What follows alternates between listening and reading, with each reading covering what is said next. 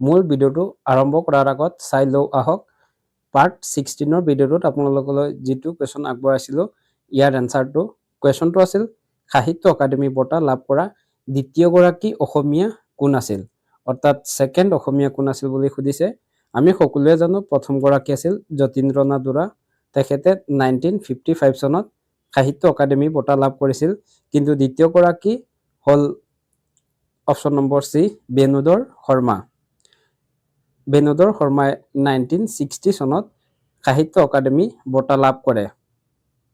আজিৰ আমাৰ প্ৰথম কুৱেশ্যনটো হৈ যাব অসমীয়া সংস্কৃতিত হেজাৰী ভাওনা বিশেষকৈ কোনখন জিলাত প্ৰচলিত হয় বা অনুষ্ঠিত হয়। প্ৰশ্নটোত সুধিছে অসমীয়া সংস্কৃতিত যি হেজাৰী ভাওনা আছে এই ভাওনা বিশেষকৈ ক'ত প্ৰচলিত, আৰু ইয়াৰ ৰাইট এনচাৰটো হৈ যাব অপশ্যন নম্বৰ বি নগাঁও জিলাত। অসমৰ নগাঁও জিলাত বিশেষকৈ হেজাৰী ভাওনাৰ প্ৰচলন আছে, আৰু এই হেজাৰী ভাওনা তুংখুঙীয়া বুৰঞ্জীৰ মতে স্বৰ্গদেউ লক্ষ্মীসিংহৰ দিনত আৰম্ভ হৈছিল। 2 নম্বৰ কুৱেশ্যনটো হ'ব নাঙেলী গীতসমূহ বিশেষকৈ কোন জিলাত প্ৰচলিত। অসমীয়া সংস্কৃতিত যি নাঙেলী গীতসমূহ আছে আৰু এই গীতসমূহ বিশেষকৈ কোন জিলাত প্ৰচলিত বুলি সুধিছে। ইয়াৰ ৰাইট এনচাৰটো হৈ যাব অপশ্যন নম্বৰ চি দৰং। অসমৰ দৰং জিলাত বিশেষকৈ এই নাঙেলী গীতসমূহৰ প্ৰচলন আছে। দৰং জিলাৰ কোন ঠাই বুলি যদি সোধে তেতিয়া হ'ব মংগলদৈ। মংগলদৈত এই গীতসমূহৰ বিশেষ প্ৰচলন আছে। এই গীতসমূহক নাইলেনি বা লাইলাং এই আদি নামেৰেও জনা যায়। নেক্সট কুৱেশ্যনটো হ'ব অসমত স্বদেশী আন্দোলনৰ নেতৃত্ব কোনে দিছিল। আমি সকলোৱে জানো 1905 চনত বংগ বিভাজনৰ প্ৰতিবাদত ভাৰতৰ স্বদেশী আন্দোলন আৰম্ভ হৈছিল, আৰু এই আন্দোলনৰ অসমত নেতৃত্ব দিছিল অম্বিকাগিৰি ৰায়চৌধুৰী।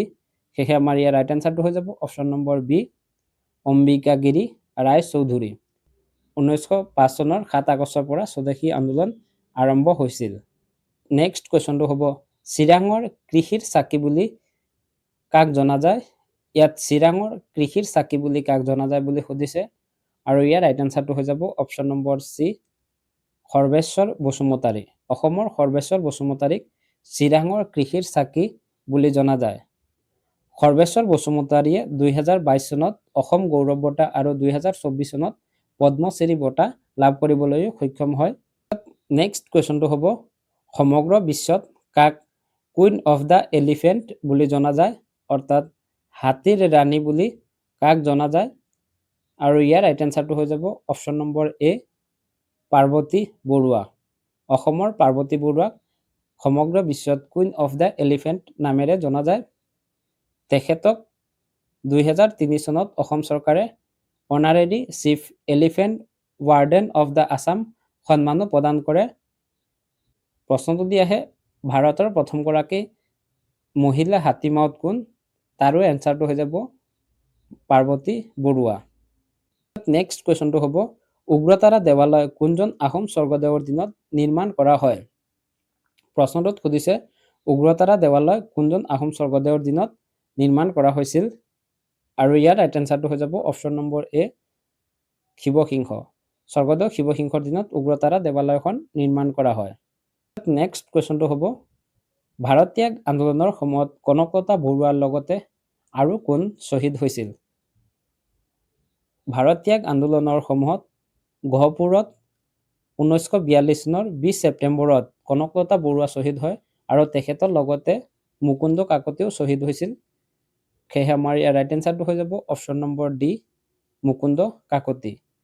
1942 চনৰ যি গণ আন্দোলন হৈছিল, আৰু এই আন্দোলনত গহপুৰত কনকলতা বৰুৱা আৰু মুকুন্দ কাকতি দুয়ো একেলগে শ্বহীদ হয়। নেক্সট কুৱেশ্যনটো হ'ব অসমৰ অৰ্থনীতিৰ মূল উৎস কি। প্ৰশ্নটোত সুধিছে অসমৰ জনসাধাৰণে জীৱন নিৰ্বাহ কৰিবলৈ প্ৰধানকৈ কিহৰ ওপৰত নিৰ্ভৰ কৰে, আৰু ইয়াৰ ৰাইট এনচাৰটো হৈ যাব অপশ্যন নম্বৰ চি কৃষি। অসমৰ অৰ্থনীতিৰ মূল উৎস হ'ল কৃষি অৰ্থাৎ এগ্ৰিকালচাৰ। 9 নম্বৰ কুৱেশ্যনটো হ'ব এছিয়াৰ বৃহত্তম শুকান মাছৰ বজাৰ অসমৰ ক'ত আছে। আমি সকলোৱে জানো এছিয়াৰ আটাইতকৈ ডাঙৰ শুকান মাছৰ বজাৰ অসমতে আছে আৰু সেই ঠাইখনৰ নাম সুধিছে। ইয়াৰ এনচাৰটো হৈ যাব অপশ্যন নম্বৰ চি জাগিৰোড। অসমৰ মৰিগাঁও জিলাৰ জাগিৰোডত এছিয়াৰ আটাইতকৈ ডাঙৰ শুকান মাছৰ বজাৰ আছে। নেক্সট কুৱেশ্যনটো হ'ব কুশল কোঁৱৰক কোনটো ঘটনাৰ বাবে ফাঁচি দিয়া হৈছিল? আৰু ইয়াৰ ৰাইট এনচাৰটো হৈ যাব অপশ্যন নম্বৰ বি সৰুপথাৰৰ ৰেল দুৰ্ঘটনা। 1942 চনৰ 10 অক্টোবৰত গোলাঘাটৰ সৰুপথাৰত যি ৰেল দুৰ্ঘটনা হৈছিল আৰু এই দুৰ্ঘটনাৰ লগত কুশল কোঁৱৰৰ সম্পৰ্ক থকা বাবেই তেখেতক ফাঁচি দিয়া হৈছিল। তেখেতক কেতিয়া ফাঁচি দিয়া হৈছিল ইয়াৰ এনচাৰটো আপোনালোকে কমেণ্টত জনাওক। 11 নম্বৰ কুৱেশ্যনটো হ'ব অসমৰ নবীনতম ৰাষ্ট্ৰীয় উদ্যানখনৰ নাম কি? আমি সকলোৱে জানো অসমত বৰ্তমান 8খন ৰাষ্ট্ৰীয় উদ্যান আছে আৰু ইয়াৰে একেবাৰে নবীনতম ৰাষ্ট্ৰীয় উদ্যানখনৰ নাম কি সুধিছে। ইয়াৰ ৰাইট এনচাৰটো হৈ যাব অপশ্যন নম্বৰ এ চিকনাজাৰ জহৌলা ৰাষ্ট্ৰীয় উদ্যান। অসমৰ 8খন ৰাষ্ট্ৰীয় উদ্যান হিচাপে চিকনাজাৰ জহৌলাৱে 2025 চনৰ 16 ফেব্ৰুৱাৰীত স্বীকৃতি পায়। 13 নম্বৰ কুৱেশ্যনটো হ'ব কিমান তাৰিখে ক্ষুধাকণ্ঠ দিৱস পালন কৰা হয়? প্ৰশ্নটোত সুধিছে ক্ষুধাকণ্ঠ দিৱস কেতিয়া পালন কৰা হয় আৰু ইয়াৰ ৰাইট এনচাৰটো হৈ যাব অপশ্যন নম্বৰ ডি 5 নৱেম্বৰ। প্ৰতি বছৰে 5 নৱেম্বৰত ক্ষুধাকণ্ঠ দিৱস পালন কৰা হয়। আমি সকলোৱে জানো ক্ষুধাকণ্ঠ বুলি ডক্টৰ ভূপেন হাজৰিকা দেৱক জনা যায় আৰু তেখেতৰ মৃত্যু দিন 5 নৱেম্বৰ হিচাপে অৰ্থাৎ 5 নৱেম্বৰত তেখেতৰ মৃত্যু তিথি উপলক্ষে এই দিৱস পালন কৰা হয়। নেক্সট কুৱেশ্যনটো হ'ব অসমৰ ৰাজধানী চেৰাপুঞ্জীৰ পৰা শ্বিলঙলৈ কেতিয়া স্থানান্তৰিত কৰা হৈছিল? অৰ্থাৎ চেৰাপুঞ্জীৰ পৰা শ্বিলঙলৈ কেতিয়া অনা হৈছিল আৰু এই কুৱেশ্যনটোৰ ৰাইট এনচাৰটো হৈ যাব অপশ্যন নম্বৰ এ 1864 চনত। 1864 চনত অসমৰ ৰাজধানী চেৰাপুঞ্জীৰ পৰা শ্বিলঙলৈ অনা হয় আৰু শ্বিলঙৰ পৰা 1973 চনত দিছপুৰলৈ অসমৰ ৰাজধানী অনা হয়। নেক্সট কুৱেশ্যনটো হ'ব বৰত উৎসৱ অসমৰ কোন জনগোষ্ঠীয়ে পালন কৰা এটি উৎসৱ? ইয়াত বৰত উৎসৱৰ বিষয়ে সুধিছে আৰু ইয়াৰ ৰাইট এনচাৰটো হৈ যাব অপশ্যন নম্বৰ চি তিৱা। অসমৰ তিৱা জনগোষ্ঠীয়ে পালন কৰা এটি উৎসৱ হ'ল বৰত উৎসৱ। ইয়াৰ পিছত 16 নম্বৰ কুৱেশ্যনটো হ'ব ভোৰতাল নৃত্য বিশেষকৈ অসমৰ কোন ঠাইত প্ৰচলিত? ভোৰতাল নৃত্য অসমৰ কোন জিলাত প্ৰচলিত বুলি সুধিছে আৰু ইয়াৰ ৰাইট এনচাৰটো হৈ যাব অপশ্যন নম্বৰ এ বৰপেটা। অসমৰ বৰপেটা জিলাত ভোৰতাল নৃত্যৰ বিশেষ প্ৰভাৱ থকা দেখা যায় আৰু এই ভোৰতাল নৃত্য সৃষ্টি নৰহৰি বুঢ়াভকত আৰু মহানন্দ সূত্ৰধাৰ এই দুজন ব্যক্তি জড়িত আছিল। প্ৰশ্নটোত সুধিছে অসমৰ কোনখন ঠাই বা কোনখন জিলা যদি সোধে কোনখন সত্ৰ সত্ৰখন হৈ যাব বৰপেটা সত্ৰ। বৰপেটা সত্ৰত ভোৰতাল নৃত্যৰ সৃষ্টি হৈছিল। 17 নম্বৰ কুৱেশ্যনটো হ'ব নৰহৰি বুঢ়াভকতে কিমান চনত শংকৰী নৃত্য কলা প্ৰচাৰ সমিতি গঠন কৰে? শংকৰী নৃত্য কলা আৰু প্ৰচাৰ সমিতি নৰহৰি বুঢ়াভকতে কিমান চনত গঠন কৰিছিল বুলি সুধিছে আৰু ইয়াৰ ৰাইট এনচাৰটো হৈ যাব অপশ্যন নম্বৰ এ 1946 চনত।